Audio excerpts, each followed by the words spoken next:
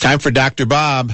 Oh, help me, please. Is there anything medical to talk to him about today? I've joined an association called ASS, or the Association of Stud Services, and the motto of the ASS Association is, I'll have another. Yeah, see, he was doing a thing on the Derby winner there. Good morning, Dr. Bob.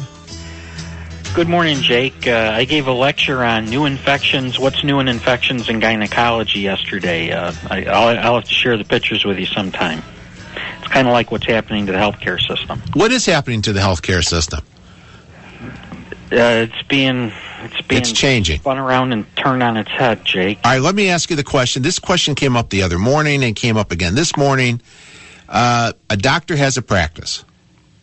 He charges certain, dollar amounts for certain procedures. If he sends it on to the insurance company, they pay a certain, whatever they pay for the procedure. If it's whatever, it could be 100 hours, 75, whatever. Now, both the other day and this morning said, if I come in, I don't have insurance, and I'm going to get the same procedure done, and you charge me a lesser amount than you would, process through the insurance company, that would not be legal. Is that true? No, it's not true at all. If the physician... Or in the case this morning, it was a chiropractor saying he can only give away so many free adjustments, whatever. Well, I don't want to get people in trouble. But, oftentimes, like, somebody doesn't want to do something, so they tell you something, give you a reason why they can't do it. If a person is insured and the insurance company has a contract with the physician or the organization that the physician works for, they're under certain obligations to provide uniform care and uniform financial considerations to all the clients of the insurance company. So in that situation, it's not, quote, illegal, but it would be a violation of the terms of the contract with the insurance company, and the insurance company, if they found out about it, could void the contract that they have with that provider.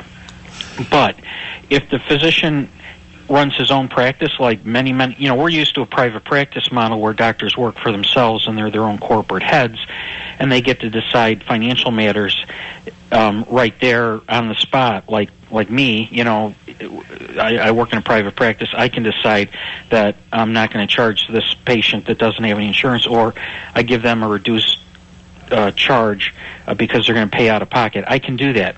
If I work for a hospital, meaning I'm an employee of a hospital or an employee of a healthcare organization like a Kaiser Permanente or something like that, I can't do that. I don't have the liberty to do that because I'm an employee.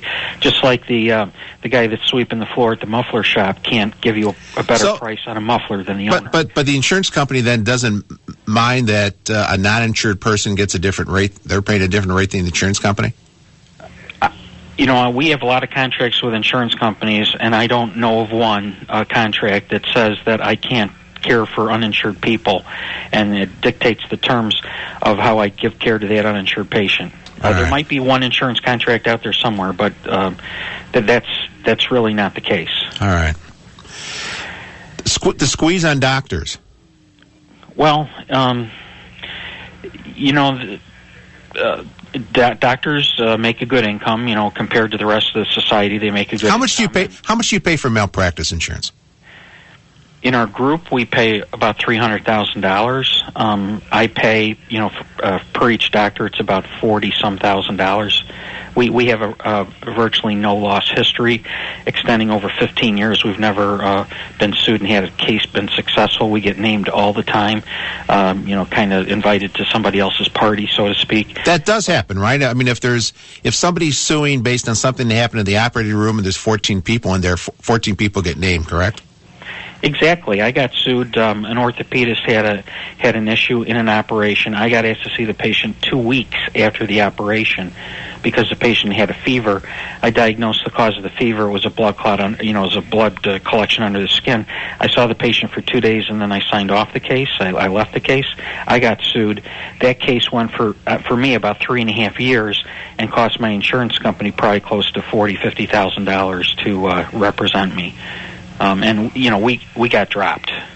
Yeah, it happens all the time. And that goes to the cost of health coverage. And that does, but this whole thing about litigation reform, tort reform, and non-economic damages and stuff like that. I mean, everybody says they have lost a consortium. You get an infected toenail and it goes bad, and you get lost a consortium, you can't have sex, and or pain and suffering.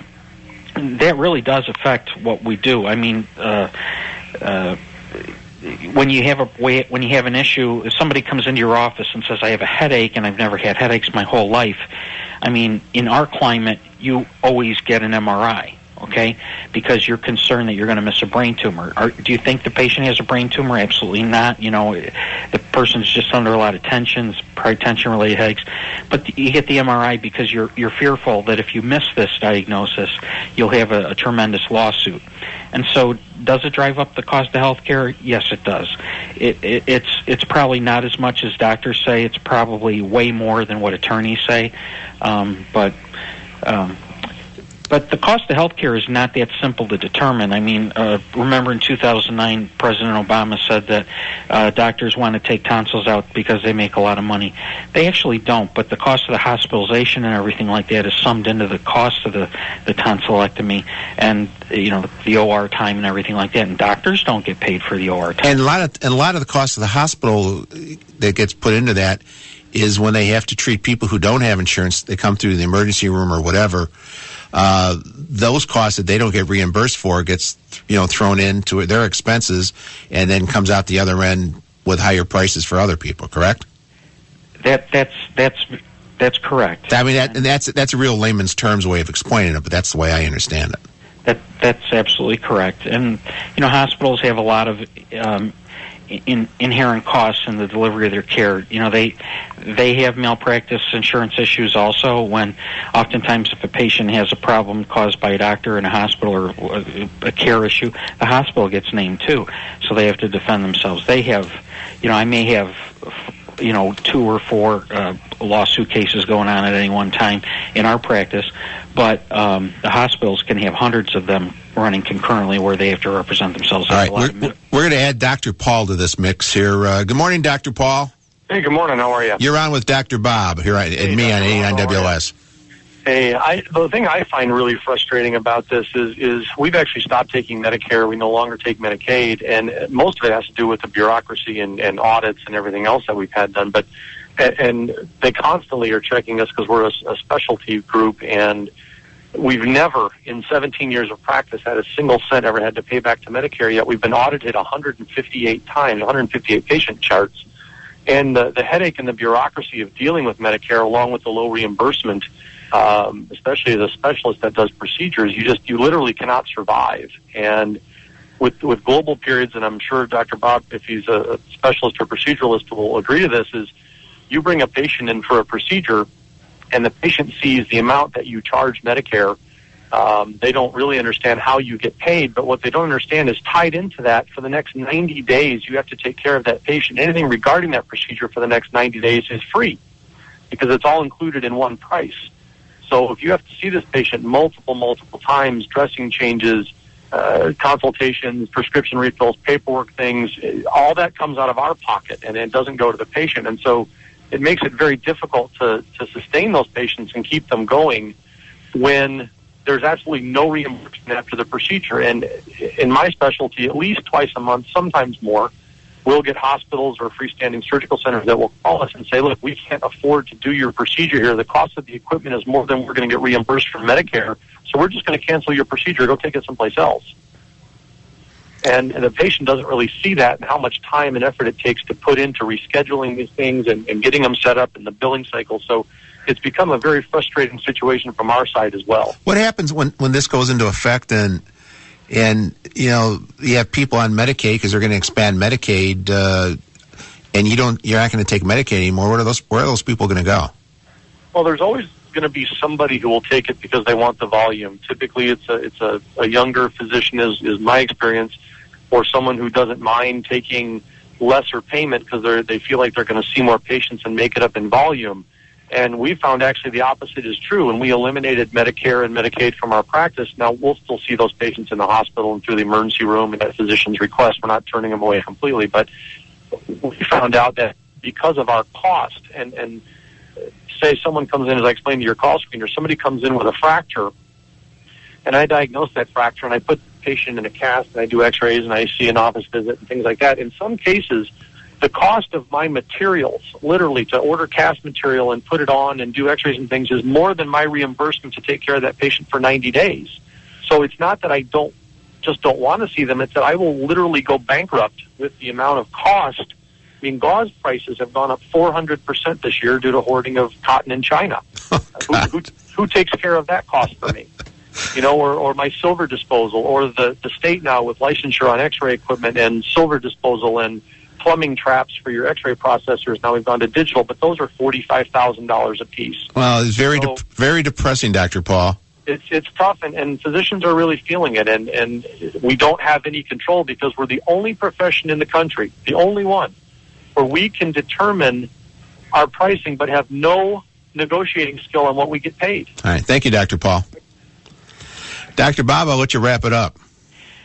Well, you know, I just want to point out that there's a lot of inefficiencies in the system. Although we do have an efficient system, there's a lot of inefficiencies. One patient that I care for, and he gets a monthly infusion of something called immune globulin to support his immune system. He splits his care between my office and a hospital in California. Each month, when we see him, we charge about $5,000 and get paid about $3,000, and the cost to deliver this to him is about $2,800. In California, the hospital charges the same payer, Medicare, charges them $12,000, gets paid about $9,000. They get paid about 2.5 times what we do. And why is that? Well, hospitals actually get reimbursed at a higher rate than do doctors. And this runs across the entire system. If a hospital owns an entity, then Medicare will pay them a higher rate, and that's to pay for all those uninsured patients. But if we were operating in a free market system, the hospital structure in the United States where doctors could actively compete against hospitals, Dr. Paul and my office and people like us who are like physician entrepreneurs or whatever, we'd be able to drive costs lower. But the hospitals couldn't survive because the inherent inefficiencies inside the hospital because they're so monolithic. See, you're like a food truck to a sit-down restaurant. That's right. And we might serve great food, it tastes great, blah, blah, blah. But you don't have the big overhead expenses like a hospital. Although you do have overhead. Thank you, Dr. Bob. Have a great day. There he goes. Bye-bye. Dr. Bob's leaving. Saving lives. He saves lives with his hands. I just talk with my mouth and drive you people nuts. 6:54, back after this in 89 WLS.